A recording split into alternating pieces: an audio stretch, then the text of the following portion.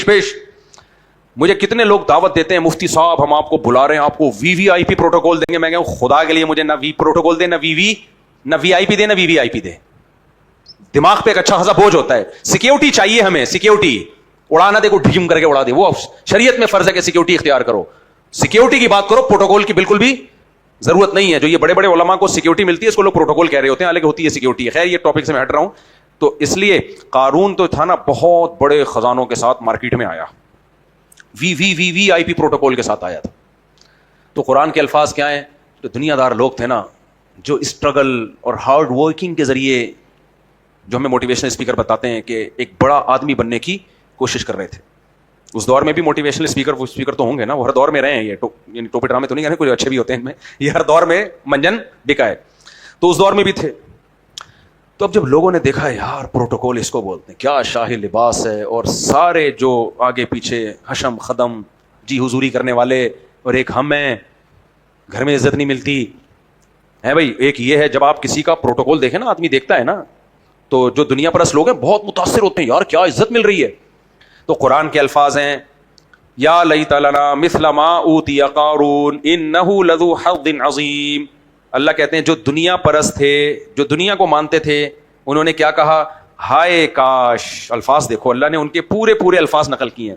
ہائے کاش, یا کا مطلب ہائے, صحیح ہے نا اردو میں, لیت لنا ہائے کاش ہمارے لیے, مثل ما اوتی قارون کاش کاش یہ پروٹوکول ہمیں بھی مل جائے. تو مائیں اپنے بچوں کو کہنی تھی بیٹا میں تجھے یہ بنانا چاہتی ہوں.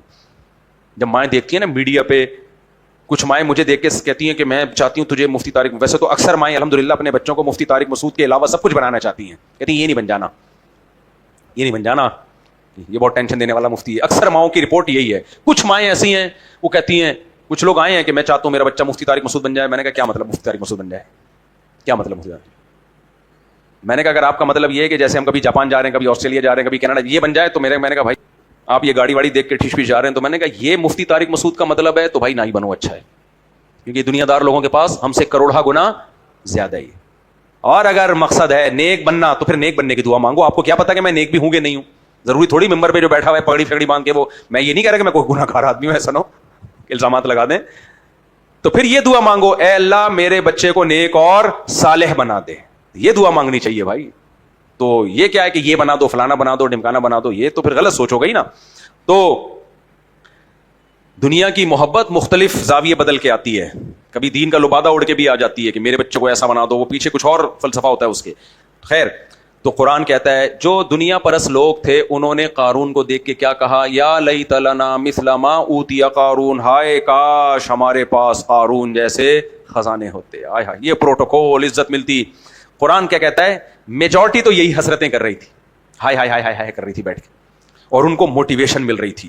قارون ان کے لیے بیسٹ موٹیویشنل اسپیکر تھا اپنے عمل سے. وہ اسپیچ زبان سے نہیں, اپنے عمل سے, کہ اسٹرگل, ہارڈ ورکنگ. اس زمانے کی جو بھی انگلش تھی وہ قارون بول رہا تھا, کیونکہ قارون نے یہی کہا تھا انما اوتیتہ علی علم عندی. موسیٰ علیہ السلام نے جب کہا نا زکوٰۃ نکال, تو اس نے کہا یہ ایکچولی میری ہارڈ ورکنگ کا نتیجہ ہے. یہ کیا ہے؟ علی علم عندی, مائنڈ استعمال کیا میں نے. زکوٰۃ کا کیا مطلب, اللہ کا کیا مطلب؟ موسیٰ علیہ السلام نے کہا اللہ نے دیا ہے, تو اللہ نے کہاں دیا ہے؟ وہ جو ایک جاوید اختر صاحب آتے ہیں نا, وہ بھی اسی طرح کی باتیں کر رہے ہوتے ہیں, بڑے مشہور ہو گئے وہ بھی یہی باتیں کر رہے ہوتے ہیں کہ بھائی گراتا اللہ ہے. انہوں نے اپنے ایک بیان میں کہا ہے, کلپ میں, وہ بیان تو نہیں کرتے, وہ جو بھی کہا ہے کسی پروگرام میں کہا ہے کہ لوگ کہتے ہیں اللہ نے بچا لیا اس کو, دیوار سے بچہ گرا تھا لیکن بچا کس نے لیا؟ اللہ نے. کہا تو گرایا بھی کس نے؟ اللہ نے گرایا. تو اس طرح کی باتیں کر کے لوگوں کا ایمان خراب کرنا. بھائی کس نے کہا کہ اللہ نے نہیں گرایا ہے؟ بات اصل میں یہ ہے کہ اللہ بہت سو کو گراتا ہے, ہر ایک کو بچاتا نہیں ہے, ٹھیک ہے نا. اس کو بچا لیا اللہ نے. ہر شر کی نسبت بھی اللہ کی طرف ہوگی, خیر کی نسبت بھی کس کی طرف ہوتی ہے؟ اللہ کی طرف ہوتی ہے. تو اللہ نے ہی بچایا ہے, گرایا بھی اللہ نے ہے, لیکن اللہ مار بھی تو سکتا تھا نا گرا کے. کتنوں کو گرایا, مار دیا اللہ نے, کتنوں کو گرایا ہے, بچا لی. وَإِذَا مَرِضْتُ فَهُوَ يَشْفِينِ. ابراہیم علیہ السلام نے کہا میں بیمار ہوتا ہوں اللہ مجھے شفا دیتا ہے. حالانکہ قرآن خود کہتا ہے کہ بیمار بھی کون کرتا ہے؟ اللہ. تو بہت سو کو بیمار کرتا ہے, بہت سو کو شفا نہیں دیتا. تو یہ اللہ کا احسان ہے کہ بیمار کر دیا, یہ نیچرل ہے. پھر شفا دے دی, یہ بھی نیچرل ہے, لیکن یہ نیچر بنانے والا کون ہے؟ اللہ ہے. تو جس کا ارادہ کرتا ہے شفا دینے کا اس کو شفا دے دیتا ہے, جس کا ارادہ نہیں ہوتا اس کو مار دیتا ہے, معذور کر دیتا ہے. تو جب اللہ سے محبت ہوگی تو پازیٹو سوچیں گے اللہ کے بارے میں, نفرت ہوگی تو کیا سوچیں گے؟ نیگیٹو. ایک اور مثال دے کے یہ تاکہ یہ ٹاپک ختم ہو جائے, انہوں نے یہ بھی کہا کہ فطرت جو ہے نا, فطرت یہ ظالمی ہوتی ہے. یہ انسان نے فطرت کے ظلم سے بچنے کے لیے نظام بنایا ہوا ہے. مثال کے طور پر سیلاب آتے ہیں اور زلزلے آتے ہیں اور وغیرہ وغیرہ حادثے ہوتے ہیں, تو نیچر ہی کر رہی ہوتی ہے نا یہ سب کچھ. جو خدا کو نہیں مانتے وہ اس ساری حادثے کس کے کھاتے میں ڈالتے ہیں؟ نیچر کے. تو نیچر تو ظالم ہے. انسان اس ڈیزاسٹر سے بچنے کے لیے قانون بناتا ہے, طاقتور کو محدود طاقت دے دیتا ہے, لا بن, جیسے یونائٹڈ نیشن بنی تاکہ طاقتور ملک کمزور ملکوں کو کھا نہ جائیں, تو ایک لا تو انسان ہے جو عدل کر رہا ہوتا ہے. یہ بھی جب اللہ کے بارے میں نیگیٹو سوچو گے نا تو یہ حال ہوگا. خدا کے بندو, تم فطرت کا ایک رخ دیکھ رہے ہو کہ بچے مر جاتے ہیں اور سیلاب آ جاتے ہیں. فطرت کا جو دوسرا رخ ہے, جو اتنے سارے کام, جو فطرت ہے نہیں, جو خدا ہے اصل میں, لیکن فطرت کے نام پہ تم نے انکار کس کا کیا؟ خدا کا. یہ نہیں بتایا جا رہا بچہ پیدا ہوتا ہے تو ماں کی چھاتیوں میں دودھ آ جاتا ہے بھائی, یہ ظالم ہے فطرت کیا؟ ہم ایک دانہ زمین میں آم کی گٹلی کا ڈالتے ہیں, اس سے ہزاروں آم پیدا ہو جاتے ہیں. ایسا آم ما کان لکم ان تنبتوا شجرہ, ساری دنیا کے سارے انسان مل کے بھی وہ آم بنانا چاہیں نہیں بنا سکتے. بارشوں کا نظام دیکھ لو, ایک سال بارش نہ ہو قحط سے لوگ مرنا شروع ہو جائیں, اس کا ایسا بنایا ہوا نظام ہے, بارشیں برس رہی ہیں, زمین کے کنووں میں پانی محفوظ ہو رہا ہے. فطرت کے جو کروڑوں احسانات ہیں وہ سارے جاوید صاحب پی گئے, اور جو چند جو ڈیزاسٹر دنیا میں آتے ہیں وہ فطرت کے کھاتے میں ڈال دیے. تو یہ جب ہے خدا کے انکار کا نتیجہ. سمجھ میں آ رہی ہے بات؟ انسان منفی سوچتا ہے. خیر, تو قرآن کیا کہتا ہے؟ قال الذین یریدون الحیات الدنیا, دنیا پرست لوگ قارون کو دیکھ کے کہنے لگے مارے گئے, کہنے لگے کاش ہمارے پاس بھی اس جیسی دولت ہوتی. تو قارون ایک موٹیویشنل اسپیکر تھا جو بتا رہا تھا کہ جب کھوپڑی استعمال کی جائے تو اس کا رزلٹ سکسیس اور کامیابی ہے. تو قارون کی رپورٹ میں نے بہترین پیش کر دی آپ کے سامنے. کیا خیال ہے؟ اس سے اچھی قارون کے بارے میں کوئی رپورٹ پیش کر سکتا ہے آج کی زبان میں؟ دوبارہ سے مزہ, مجھے مزہ نہیں آیا تو تم لوگ, یعنی اتنا مزہ آیا کہ دوبارہ چاہ رہا ہوں کہ ایک گھونٹ اور ہو جائے. قارون ایک بیسٹ موٹیویشنل اسپیکر تھا جو اپنے عمل سے لوگوں کو موٹیویٹ کر رہا تھا. موٹیوں کا ویٹ نہیں کر رہا تھا, موٹی ویٹ کر رہا تھا. لوگوں کو موٹیویٹ کر رہا تھا کہ مائنڈ استعمال کیا جائے اور اسٹرگل کی جائے, ہارڈ ورکنگ کی جائے تو سکسیس آپ کا نصیب ہے. پھر دنیا نے گواہی دی نا, یا اللہ تعالیٰ, سارے کہہ رہے ہیں کاش ہم کیسے ہوتے. قرآن نے یہ نہیں کہا کہ قارون نے چوری کا پیسہ جمع کیا ہوا تھا, محنت کی, اس نے پیسہ کما لیا ٹھیک ٹھاک. اس پہ جو عذاب آیا اس لیے نہیں کہ حرام کمایا تھا, عذاب اس لیے آیا کہ وہ سمجھ رہا تھا میری کمائی ہے. اللہ کہہ رہا ہے میں نے دیا ہے تجھے, کہہ رہا ہے میں اللہ نے کہاں دیا بھائی, اللہ نے کہاں دیا. وہ میں گدھے والے کا لطیفہ سناتا ہوں نا. ایک آدمی اپنے گدھے کو لے کے جا رہا تھا مارکیٹ میں بیچنے کے لیے. تو کسی نے کہا کیا کر رہا ہے؟ کہہ رہا ہے میرا گدھا ہے, جاؤں گا بیچوں گا اور اچھی قیمت ملے گی اور آؤں گا. اس نے کہا اگر اللہ چاہے گا تو یہ سب کچھ ہوگا, انشاءاللہ کہہ دے. وہ بھی یہ تھی استھا, اس نے کہا انشاءاللہ کہنے کی, اللہ نے چاہا تو کیا ضرورت ہے, گدھا میرے پاس موجود ہے, میں خود بھی ہوں. گدھا بھی اس زمانے میں تو گدھا گاڑی کی طرح تھا, ایک بہترین, جیسے آج کوئی بائک 0 میٹر بائک بیچنے جا رہا ہو, گدھا صحت مند ہے اور مارکیٹ قریب ہے, گدھے کی ڈیمانڈ بھی ہے مارکیٹ میں. تو اللہ کہاں سے آ گیا بیچ میں بھائی؟ انشاءاللہ خریدوں گا, انشاءاللہ. یہ تو بولے مولویوں کی باتیں, انشاءاللہ ماشاءاللہ. چل, وہ اللہ کی قدرت کے وہ گیا, گدھا کوئی چوری کر کے چھین کے لے گیا اس سے. ابھی بیچارہ خالی ہاتھ آ رہا ہے. اس کو مولوی صاحب ملے, ہاں بھائی کیا بنا؟ کہہ رہے ہیں انشاءاللہ میں جا رہا تھا, انشاءاللہ مارکیٹ میں داخل ہوا, انشاءاللہ ایک ڈاکو آیا, انشاءاللہ گدھے چھین کے بھاگ گیا. تو اس نے کہا انشاءاللہ کہنے کا کوئی فائدہ نہیں. تو اسباب جب ہم اختیار کرتے ہیں اور اس پر رزلٹ نکلتا ہے تو ہمیں بعض دفعہ یہ دھوکا ہو جاتا ہے کہ جب سارے کام اسباب سے ہو رہے ہیں تو اللہ کہاں ہے؟ بھائی اسباب پیدا کرنے والا کون ہے؟ اللہ ہے. ان اسباب میں جان ڈالنے والا کون ہے؟ اللہ. یہی تو ایمان ہے. یہ خود بخود کچھ نہیں ہو رہا ہوتا. تبھی تو قرآن نے مثالیں دی ہیں, ابراہیم علیہ السلام کو آگ میں ڈالا گیا, نہیں جلے. یہی تو بتانے کے لیے کہ اسباب میں طاقت کس کے ذریعے آتی ہے؟ اللہ کے ذریعے آتی ہے. اور لوگ کہتے ہیں یہ مذہب بے عقلی والی باتیں کرتا ہے. مذہب ہی عقل والی باتیں کر رہا ہے. کیوں؟ اگر آپ یہ مانتے ہو کہ سب کچھ اسباب سے ہوتا ہے تو خدا کی قسم اس کائنات کا وجود ممکن ہی نہیں ہے. پھر کیونکہ جب کچھ نہیں تھا تو کائنات پیدا کیسے ہو گئی؟ نہیں آئی سمجھ میں بات؟ دیکھو اگر آپ یہ کہتے تو آہستہ سے کہہ دیتا ہوں, شاید میں آواز زیادہ ہو گئی تو اس وجہ سے آپ کو سمجھ میں نہیں آئی. آرام سے بھی بات سمجھائی جا سکتی ہے نا, میں زیادہ جذباتی ہو گیا بلا وجہ, غیر ضروری. آپ لوگ شاید مائنڈ کر گئے ہیں. دیکھو آرام سے اب سمجھاتا ہوں, بالکل ریلیکس, ٹھیک ہے. الحاد ملحد لوگ جو خدا کو نہیں مانتے وہ ہم لوگوں کا مذاق اڑاتے ہیں. کس کا مذاق اڑاتے ہیں؟ مسلمانوں کا، خاص طور پہ مولویوں کا، علماء کا. کہتے ہیں یہ سب کچھ کہتے ہیں اللہ سے ہوتا ہے، اللہ کے غیر سے نہیں ہوتا. روزی دینے والا کون ہے؟ اللہ ہے. اللہ چاہے گا تو یہ سب کچھ ہو جائے گا. بھائی اللہ کہاں ہے؟ کہتے ہیں جو جس کام کا سبب اختیار کرو وہ کام. دیکھو چولہے میں آگ لگاؤ، چائے اوپر رکھو، چائے گرم ہو جائے گی. اللہ چاہے تو بھی گرم ہوگی، نہیں چاہے تو بھی، یہ ملحد لوگ کہتے ہیں، تو بھی گرم ہوگی. اس میں اللہ کہاں گیا بھائی؟ کیا خیال ہے؟ نہیں آئی سمجھ میں بات؟ کہتے ہیں ہم بیمار ہوتے ہیں، قرآن کہہ رہے ہے جب میں بیمار ہوتا ہوں تو اللہ شفا دیتا ہے. بھائی آپ کے درد ہے، آپ 2 گولی پیناڈول کھاؤ، آپ ٹھیک ہو جاؤ گے. جو اللہ کو مانتے ہیں ان کو بھی پیناڈول کھانی پڑتی ہے، جو نہیں مانتے ان کو بھی پیناڈول کھانی پڑتی ہے. یہ ایتھیس لوگ کہتے ہیں کہ جب ہم بیمار ہوتے ہیں، اور یہ مولوی لوگ کہتے ہیں شفا کون دیتا ہے؟ اللہ. وہ کہتے ہیں اللہ کہاں؟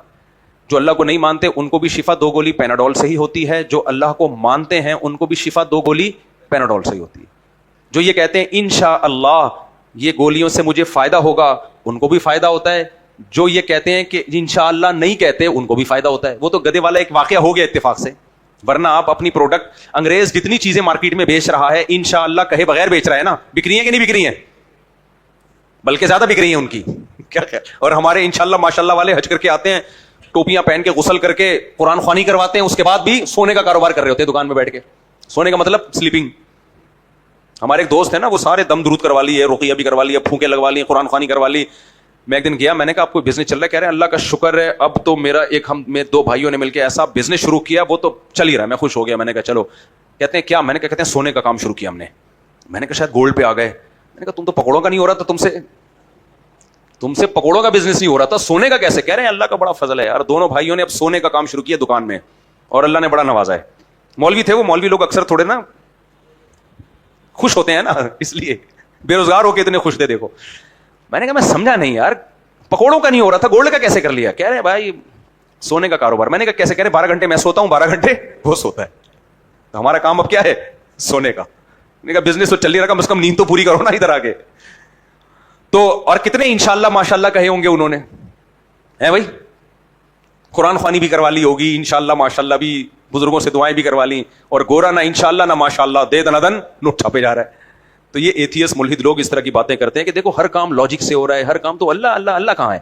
خوب سمجھ لو. یہ کہتے ہیں ہم عقلی باتیں کرتے ہیں، اور مولوی لوگ خلاف عقل باتیں کرتے ہیں، مذہب خلاف عقل باتیں کرتے ہیں. نا نا نا نا نا نا، مذہب عقل کی بات کرتا ہے، یہ کم بخت خلاف عقل بات کرتے ہیں. دنیا میں ہر کام اگر اسباب سے ہی ہو رہا ہوتا تو سوال سب سے بڑا یہ کائنات پہلی مرتبہ کیسے پیدا ہوئی؟ نہیں آئی سمجھ میں؟ پہلی مرتبہ کس نے کیسے ہو گئی؟ اسباب. یہ کہتے ہیں جتنے بھی سائنسدان ہیں نا جنہوں نے لاز بنائے ہیں فزکس کے، بنائے تو نہیں یعنی ایکسپلین کیے ہیں، وہ سارے کے سارے کہتے ہیں کہ وہ جو اس کا مشہور وہ یار لا ہے اس کا آئنسٹائن کا، E=mc² ہے نا، E=mc². یہ ہے کائنات کی بیس. تو اس میں ادھر E ہے، ادھر mc² ہے. کیا خیال ہے؟ اگر یہاں سے E ہٹا دو، انرجی ہٹا دو، تو mc² کی کوئی حیثیت رہ جائے گی؟ وہ کہاں سے آئے گا؟ ادھر سے انرجی ہٹا دو، mc² 0 ہو جائے گا نا. نہیں آئی سمجھ میں بات؟ دوبارہ سے دیکھو، انرجی کنورٹ ہوتی ہے، اس نے ایکویشن ایکسپلین کی اور تجربوں سے یہ ثابت ہو چکی ہے کہ ایسا ہی ہوتا ہے. E=mc². تو اب انرجی اگر نہیں ہے تو mc² 0 ہو جائے گا کہ نہیں ہو جائے گا؟ فنا ہو جائے گا وہ. اور اگر ادھر mc² نہیں ہے، E ہے، تو E=0 ہو جائے گا کہ نہیں ہو جائے گا؟ تو یہ دونوں چیزیں میں سے ایک پہلے ہونا ضروری ہے، یا تو E ہو یا mc² ہو. پہلی دفعہ انرجی کس نے پیدا کی؟ جس سے ماس وجود میں آیا. یہ پہلی مرتبہ مادہ کس نے پیدا کیا؟ جس سے انرجی وجود میں آئی. ایک دفعہ ایک چیز وجود میں آئے گی، پھر وہ فزکس کے ایکویشن میں جکڑی جائے گی. وہ اس سے جب تک کچھ ہے ہی نہیں تو جکڑیں گے کیسے اس کو ہم؟ نہیں آئی بات سمجھ میں؟ تو فزکس کا کوئی لا اپلائی ہو ہی نہیں سکتا جب تک خدا کو یہ نہ مانا جائے کوئی ایسی طاقت ہے جو کچھ کرنے میں کسی سبب کی محتاج نہیں ہے. نہیں آئی بات سمجھ میں؟ کوئی ایسی طاقت ہے جس نے یا تو انرجی کو پہلے پیدا کر دیا پھر mc² میں اس کو کنورٹ کر دیا. یہ mc² کو پیدا کر کے انرجی، یہ سائنسدان بتائیں گے، میرا یہ ٹاپک نہیں ہے. لیکن کوئی ایسی طاقت ہے جس نے کلمہ کن کی طاقت سے. تو میرے بھائی عقل یہ کہتی ہے کہ ایک طاقت ایسی ہے جو کچھ کرنے میں کسی سبب کی محتاج نہیں ہے. تو جو کائنات کو کلمہ کن کی طاقت سے پیدا کر سکتا ہے وہ جب چاہے گا پیناڈول سے آپ کی شفا چھین لے گا. تو یہ پیناڈول تو کسی کھیت کی مولی نہیں ہے. وہ اگر چاہے گا تم 2 کے 4 پیناڈول کھا لو، درد صحیح نہ ہو تو کون روک سکتا ہے اس کو؟ اور وہ اگر چاہے گا کہ پیناڈول سے شفا کے بجائے اس میں موت رکھ دے تو کون روک سکتا ہے اس کو؟ ہاں وہ کرتا نہیں ہے ایسے، وہ کرتا نہیں ہے. تو نہ کرنا ایک الگ بات ہے، کرنے کی طاقت نہ ہونا ایک الگ بات ہے. اس لیے مسلمان کو سکھایا یہ گیا ہے کہ اسباب اختیار کرو گے تو کامیابی ملے گی، لیکن انشاءاللہ کہہ کے اپنے ایماندار ہونے کا ثبوت دو کہ ہم بے ایمان نہیں ہیں، کہ ہم یہ ماننے لگیں کہ اسباب اللہ کی مرضی کے بغیر بھی کچھ کر سکتے ہیں. بے شک سونے کی دکان کھول لی ہے، لیکن کرتا کون ہے؟ اللہ ہی کرے گا. یہ بتانے کے لیے. اور اکثر ایسا ہوتا بھی ہے کہ جب آپ یہ جو انشاءاللہ ماشاءاللہ کر رہے ہوتے ہیں نا، پھر بھی کاروبار نہیں چل رہا ہوتا، وجہ اس کی ہے کہ سارے انشاءاللہ ماشاءاللہ کا کاروباری کر رہے ہوتے ہیں، یہ اور کچھ کر نہیں رہے ہوتے. نہیں آئی سمجھ میں بات؟